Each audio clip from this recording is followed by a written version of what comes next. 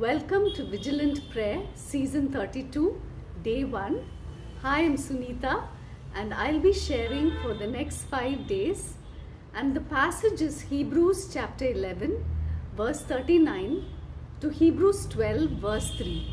Just 5 verses that I'll be focusing on for the next 5 days. Let me read it to you. And all these, though commended through their faith, did not receive what was promised, since God had provided something better for us, that apart from us, they should not be made perfect. The they that is being referred to are the heroes of the faith that we are all familiar with in chapter 11. Therefore, since we are surrounded by so great a cloud of witnesses, let us also lay aside every weight and sin which clings so closely, and let us run with endurance the race that is set before us, looking to Jesus, the founder and perfecter of our faith, who for the joy that was set before him endured the cross, despising the shame, and is seated at the right hand of the throne of God. Consider him who endured from sinners such hostility against himself, so that you may not grow weary or faint-hearted. I just want to focus today's devotion on the context of the book of Hebrews, because I believe that it's relevant for us today. Who was the author for the book of Hebrews? The author is unknown, but most likely someone from a Jewish background. Who was the book written to? It was written to Jewish Christians who were most likely located in Rome. When was it written? AD 64 to 69, just before the destruction of the temple in Jerusalem, AD 70, where the sacrificial system was completely stopped. This is the setting. And what is it that is the main message of the book of Hebrews? The book of Hebrews is written almost like a sermon from the beginning to the end. And what is the author emphasizing? The book has 13 warnings to this Jewish community of Christians in Rome, warning them not to abandon the faith and return to Judaism. Another theme that runs through the book is the superiority of Jesus. The author says that Jesus is superior, far superior to angels. He's far superior to Moses, to the high priest, and the covenant in Christ is far superior to everything else. That is one of the other significant themes in the book of Hebrews. Now you may ask me, what relevance is that to us today? What I found very relevant is that we too live in difficult times. The Jewish Christians were going through fiery trials under Nero. Many were martyred.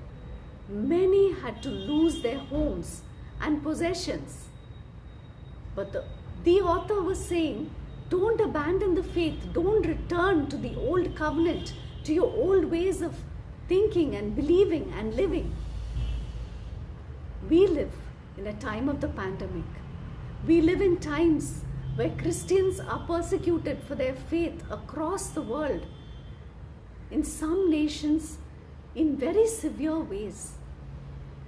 In these fiery trials, we too are to hear the warning in the book of Hebrews. Let us not abandon the faith. Let us not leave the new covenant and return to our old ways. Now, some of the ways that we can go back to our old ways of living is finding comfort in the things that we found comfort in earlier. Maybe we are being distracted from a devoted life in Christ. Holiness is priority to Christ as our Savior. How many of us go to a gold shop and buy a gold ornament which is not impure? We want one that has gold all the way through. Holiness is about Christ being prioritized in our lives. Gold all the way through. Love for Christ all the way through. Not distractions. Many times I'm distracted by the good things of life. Not many of us commit crimes, murder, stealing. It's often the good things of life, like a good job, a good career, a good family, a nice house, a good ministry. These things can distract us from pure devotion to Christ. The book of Hebrews calls us back to examining how superior Christ is to the other things that the world offers us. Many times, before we reach out for another piece of delicious cake that is not good for us, before we spend another hour on that entertainment channel, before we spend more time on our phone, on social media, before we do those things that give us comfort, let us turn to Christ. Let us hold Him superior than anything else than this world offers us. And that's the challenge that I hear for myself, because my heart is often distracted.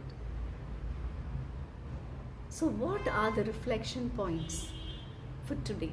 I'll just read them out. What good things are distracting me from my devotion to Christ? What do I need to repent of? Second question, what are some practical ways that we can help each other persevere in this journey of devotion? A journey from being a distracted church to a devoted church. I would like to read a couple of prayer points for us.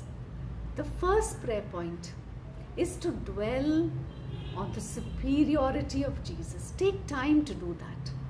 Praise Him for all the attributes that you can think of. The second prayer point is ask God to reveal the distractions in your life and give you power to overcome these specific things.